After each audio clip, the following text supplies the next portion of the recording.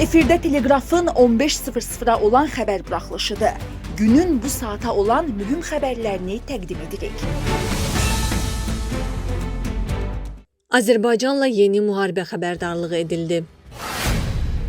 Müharibə anonsu: Ermənistanda bu şəxslər müharibəyə can atır. Ekspert açıqladı. Rusiyaya şok zərbə. Paşinyan bunu da etdi. Köçəryanla danışan Putin kəşfiyyata təcili əmr verdi. Ermənistanda sensasiyon plan. Üçbaşlı Müharibə Partiyasının proqramı Ermənistan və Azərbaycan arasında yeni müharibəyə hesablanıb.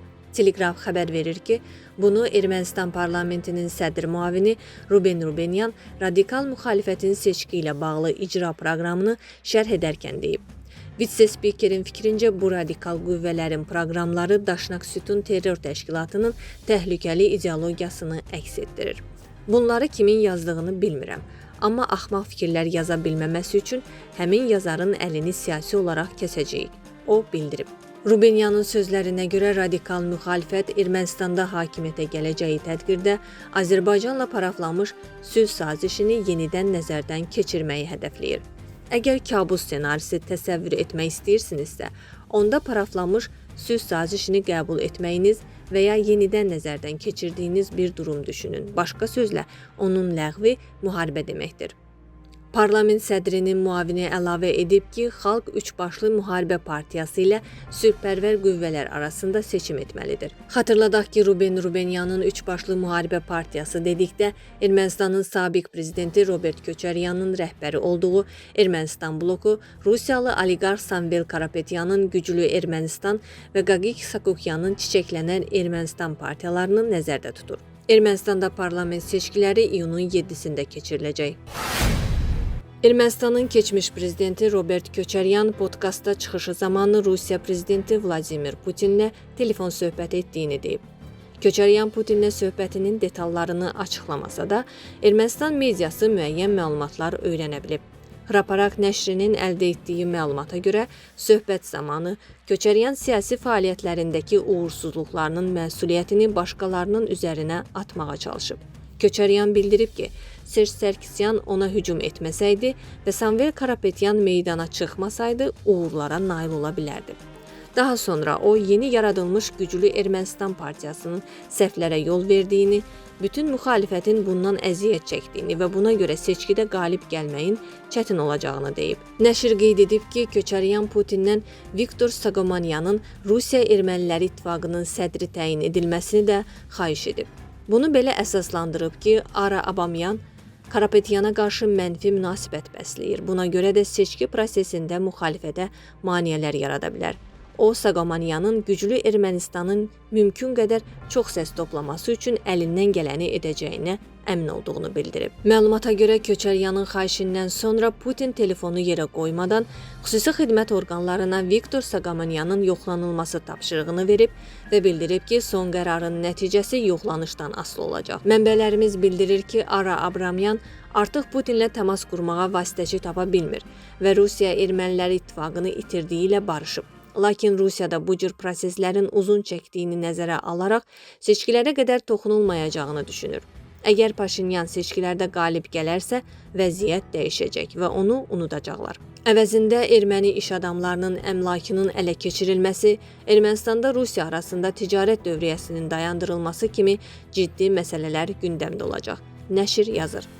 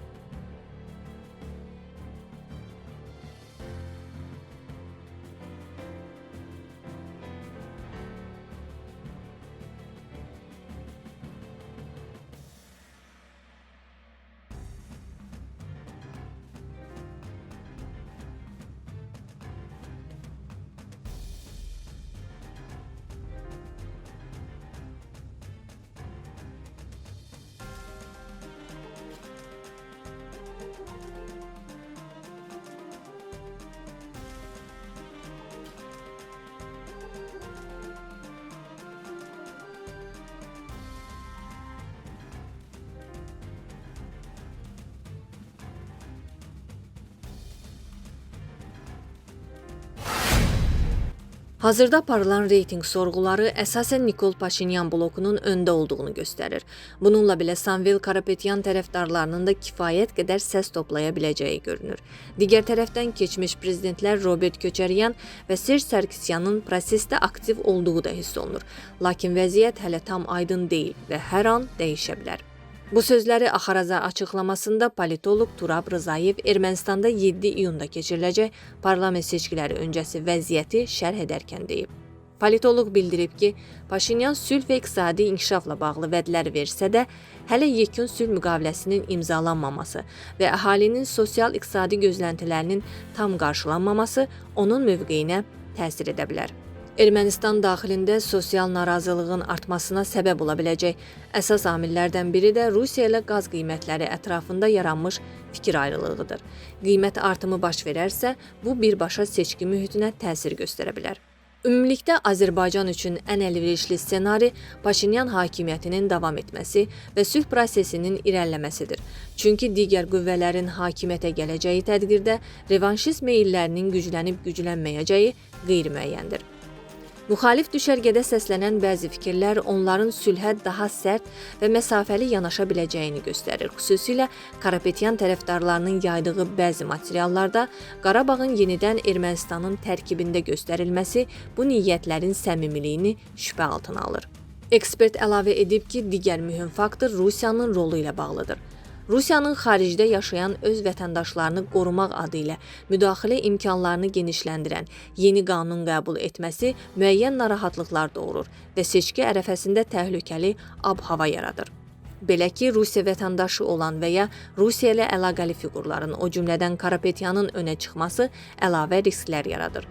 Bu baxımdan əgər Karapetyan təhlükə ilə üzləşərsə, Rusiyanın bunu bəhanə edərək Ermənistana müdaxilə edib etməyəcəyi və ya bu qanunun siyasi təzyiq məqsədi daşıyıb-daşımadığı açıq sual olaraq qalır. Qeyd edək ki, Ermənistanda 7 iyun parlament seçkiləri ərəfəsində Rusiyalı oliqarx Samvel Karapetyanın təbliğatı kəskin artıb.